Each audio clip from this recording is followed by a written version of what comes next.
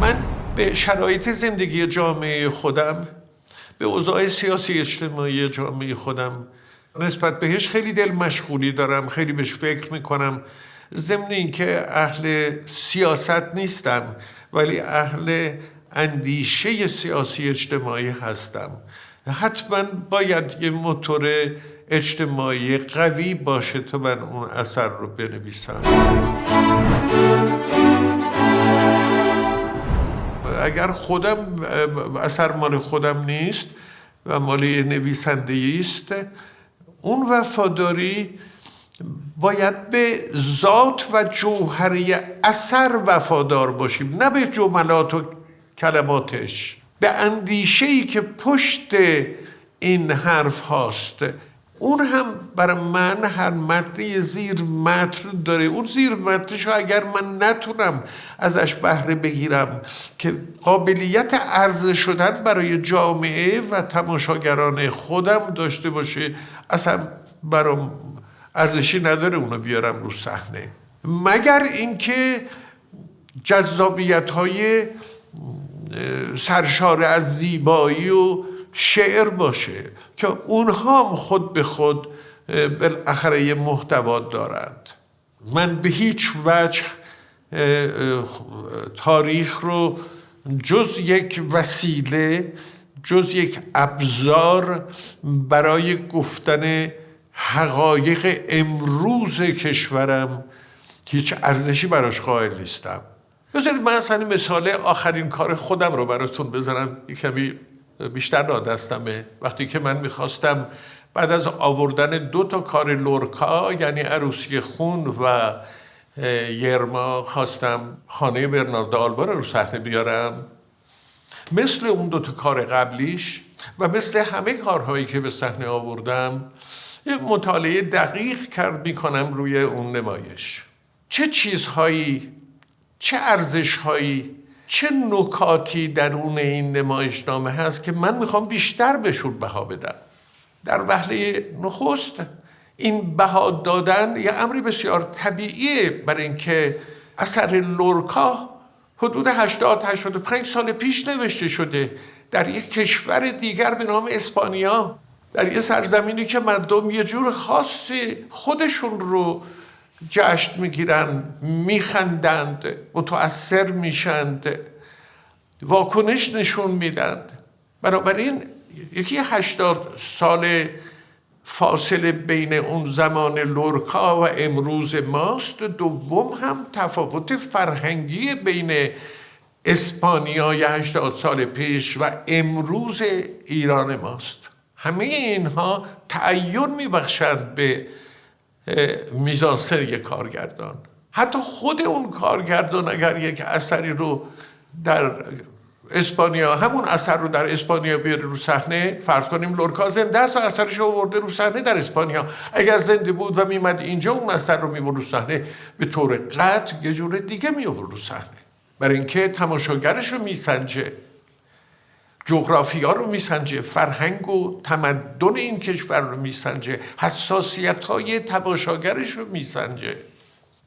بنابراین من اصرارم بیشتر روی اینه که این واژه وفادار ماندن به یک اثر رنگ میبازه.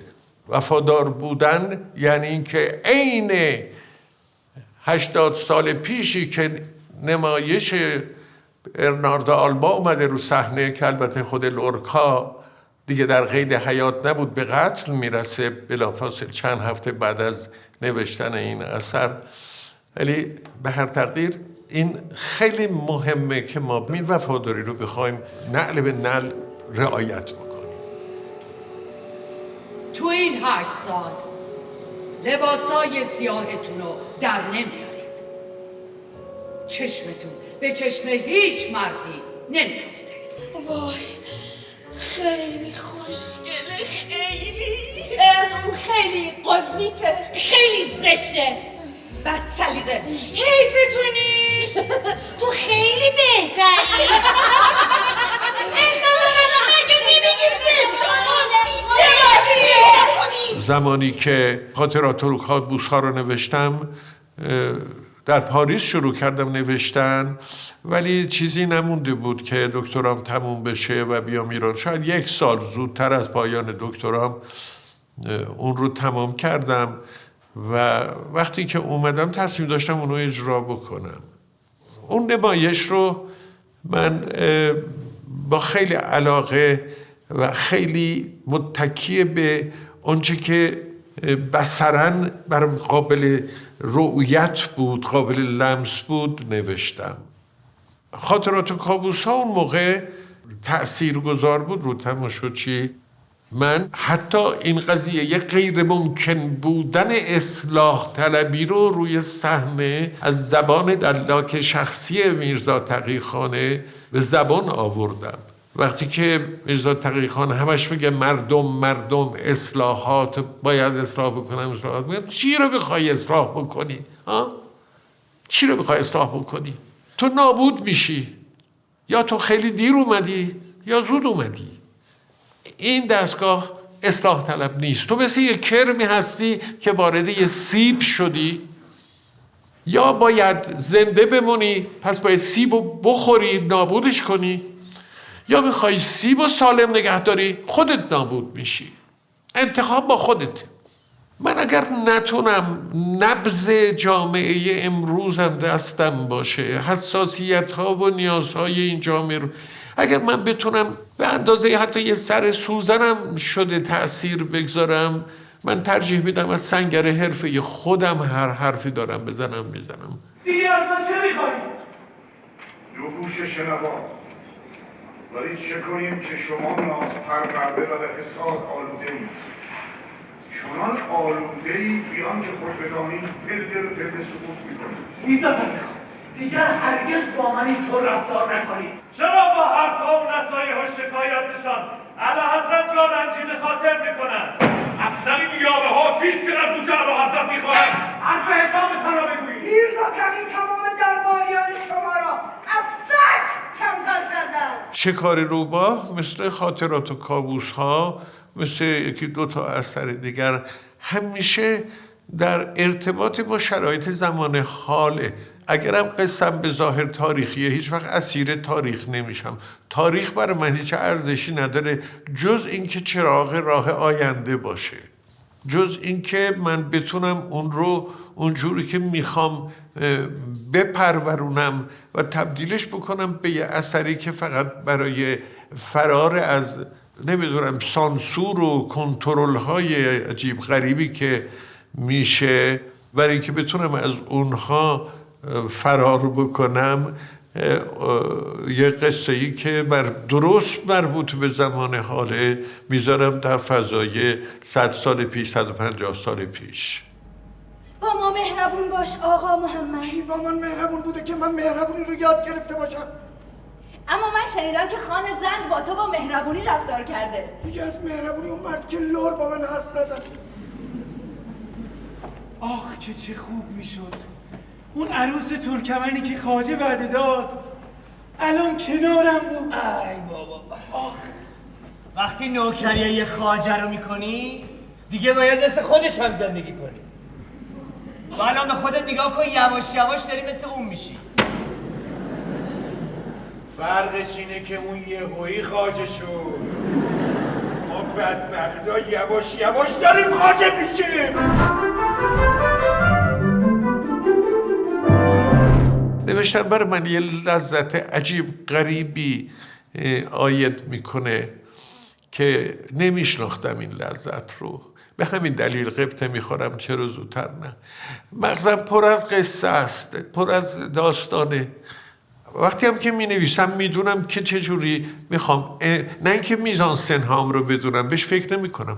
هیچ وقت باور میکنید من هیچ وقت نشده برم سر تمرین به این فکر کنم که الان امروز که دارم 7 ساعت میرم سر تمرین چه صحنه‌ای رو میخوام کار کنم و چگونه میخوام کار کنم. نمیدونم تا زمانی که جلوی بازیگر و بازیگر جلوی من قرار نگیریم هیچی نمیدونم. اون صحنه همون موقع شروع میشه، شاید همون روز خلق بشه، ممکنه اون صحنه 1 هفته 10 روز طول بکشه تا پرورش و قوام پیدا بکنه. ولی همه اینها با حضور خلاق بازیگره که به نتیجه نهایی میرسند. این 3 تا پودیومی که هست، اسکوپ ما رو پودیوم سومه، این پشت سرتون پودیوم دوم وسطی است، پودیوم اول اینجاست. بازی‌های شما رو پودیوم اول، اگر پلان اول بازی‌های شما رو پودیوم اوله، داری میری و اینا رو نگاه میکنی و یه جایی که رسیدی 2/3 مسیر رو که طی کردی وامیسی اینا رو نگاه میکنی، اون کسی که تو رو میآورد حالا میاد دنبال تو رو میاره. دارم بیان منو ببرن.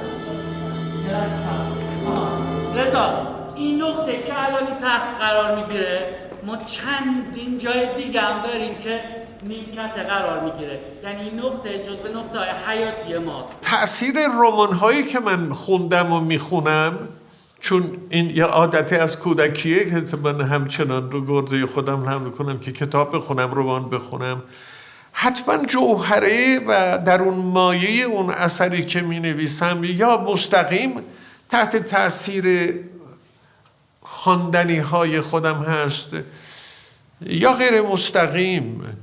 بنابراین باید در وهله اول بدونم چی میخوام بگم، نمیدونم چه جوری بگم در آغاز، ولی میدونم چی میخوام بگم. ضمن اینم که به این امر واقفم که در هنر همه حرف ها زده شده. امروز حرف تازه‌ای نداریم بزنیم، منتها یه چیز باقی مونده و اون که همون حرفی رو که سابقاً 10ها 100ها نفر زدن، من یه جور دیگه بزنم.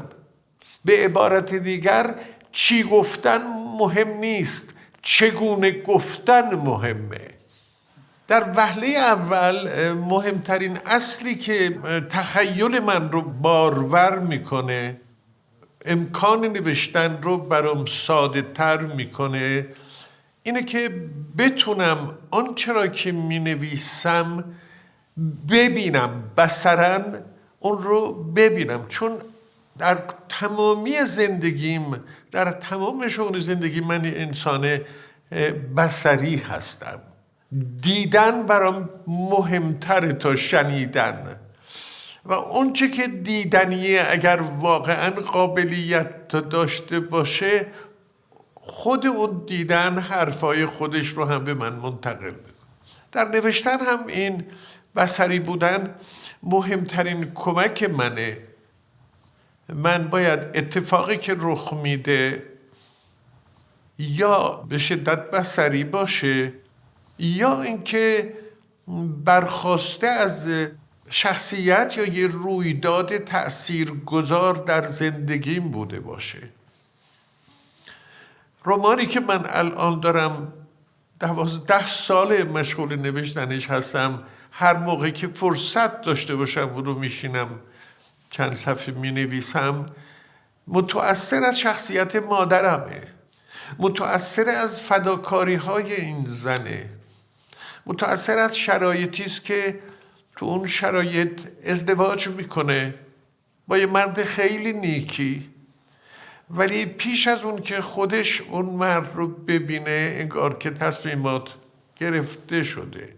من متأثر از مادرم و اون چرا که مادرم تصویر کرده برای من این داستان رو شروع کردم به نوشتن. ولی خب دیگه بعضی از اوقاتم از مادرم دور می شدم و دوباره بهش یه جای دیگه می رسیدم. همیشه یه مضمون اینقدر روی ذهن من کار میکنه، اینقدر میاد و میره تا اینکه بالاخره تبدیل بشه به یه چیزی. فقط عمر کوتاهه، نمیشه زیاد روش حساب کرد.